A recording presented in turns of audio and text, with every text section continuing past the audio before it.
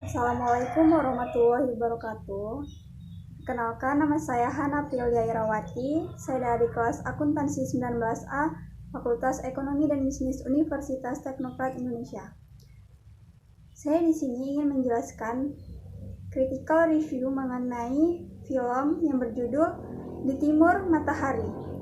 Film ini dirilis pada tanggal 14 Juni 2012. Latar belakang dari film ini yaitu film Di Timur Matahari menampilkan penampilan adat yang menimbulkan perang suku di tanah Papua. Karena tanah Papua merupakan pulau yang berbeda dengan pulau-pulau lainnya. Perbedaan ini dapat kita lihat sendiri mulai dari warna kulit, jenis rambut, budaya, dan tingkat peradaban dari Papua. Di film ini, kita dapat merasakan permasalahan pendidikan yang sangat rendah dan pertikaian antar suku yang masih sangat terjadi di Timur Matahari. Karena tingkat pendidikan yang masih sangat rendah, sehingga orang-orang Papua menyelesaikan permasalahannya dengan cara berperang antar suku. Selain itu, faktor pendidikan ini juga berpengaruh terhadap perekonomian di Papua.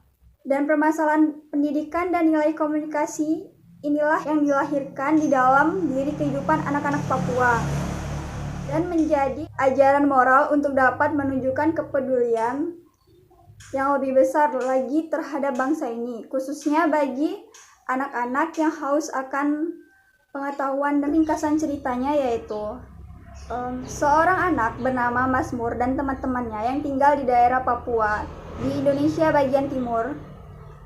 Mereka tiap harinya berangkat ke sekolah, tapi selama itu guru pengganti pun tak kunjung datang. Dan akhirnya mereka mendapatkan ilmu dengan cara bermain dan belajar bersama Pendeta Samuel, Dr. Fatimah, Om Jackson, dan Om Ucok. Hingga pada suatu ketika, ayah dari Mazmur meninggal akibat dibunuh, dan hal ini didengar oleh adik ayah Mazmur ini. Dan akhirnya Michael dan Vina datang ke Papua untuk melihat kondisi yang mulai membahayakan. Tetapi, kedatangan Michael dan Vina tidak dapat merubah kondisi di tempat tinggal mereka. Ironisnya, banyak korban yang berjatuhan akibat peperangan di sana.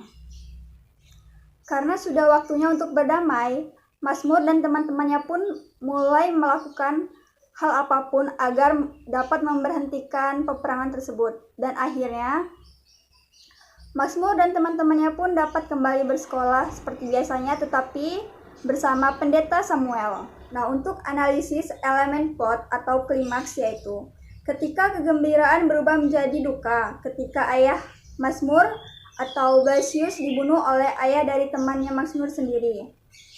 Alex pun tidak terima dengan perlakuan tersebut. Alex yang masih memegang kuat adat istiadat ingin menyelesaikan masalah itu dengan berperang. Seiring dengan itu, kabar duka kematian Blasius sampai juga dengan adiknya, yaitu Michael, yang tinggal di Jakarta. Vina yang biasanya hidup berkecukupan di kota, ia sangat shock ketika tinggal di Papua ini. Mulai dari tempat tidur yang tidak nyaman, kekurangan air, dan harga makanan yang mahal 3 kali lipat dari Jakarta. Dengan datangnya Michael dan Vina ke Papua, ternyata tidak membuat Alex mengurung niatnya untuk balas dendam atas kematian saudaranya. Tentu saja peperangan itu ditentang oleh Pendeta Samuel dan Dr. Fatimah. Tetapi Alex tetap memutuskan untuk berperang. Selanjutnya ada elemen kreatif. Di bagian dialog, bahasa yang digunakan agak sedikit baku, sulit dipahami bagi sebagian orang. Dan berbagai macam karakter yang diperankan oleh mereka, mulai dari keras kepala, pemberani, penakut, dan masih banyak lagi. Dan penggunaan warna sudah cukup bagus sesuai dengan kondisi apa yang sudah terjadi. Dan untuk teknik kamera sudah cukup bagus dan cukup menarik. Untuk suasana hati, banyak sekali suasana hati yang dirasakan dalam film ini.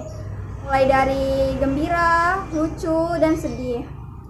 Dan untuk kostum, sangat sesuai dengan kondisi yang dialami di desa terpencil ini. Jadi, kesimpulannya adalah pertikaian tidak akan memberikan solusi.